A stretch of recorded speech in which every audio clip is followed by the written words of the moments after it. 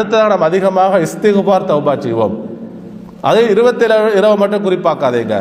இமாம் சொல்லித்தாரு நம்ம அப்படி ஆமின்னு சொல்றதல்ல.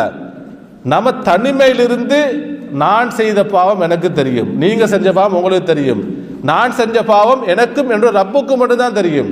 நீங்கள் செய்த பாவங்கள், தவறுகள், தப்பு தவறுகள் உங்களுக்கும் உங்களுடைய ரப்புக்கும் மட்டும்தான் தெரியும். இமாமுக்கு தெரியாது, ஹசரத்துக்கு தெரியாது, யாருக்கும் தெரியாது. எனவே அன்புக்குரியவர்களே, நாம் அல்லாஹ்வுடைய மன்னிப்பில், அல்லாஹ்வுடைய கருணையில் நாம் நம்பிக்கை இழக்கக்கூடாது. எவ்வளவு பாவம் செஞ்சிருக்கலாம், நாம நம்பிக்கை இழக்கக்கூடாது.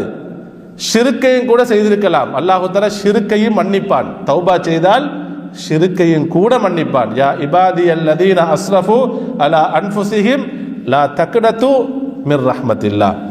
அல்லாஹு தஆலா குர்ஆன்ல நமக்கு அழைப்பு விடுக்கிறான். பாவங்கள் செய்தவர்களை அல்லாஹு தஆலா அவனுடைய அடியார்கள் அழைக்கிறான். யா இபாதி, என்னுடைய அடியார்களே, பாவங்கள் செய்தவர்களை, கடுமையாக அதிகமான பாவங்கள் செய்தவர்களை என்னுடைய அடியார்கள் அல்லாஹ் தலைத்து சொல்கிறான்.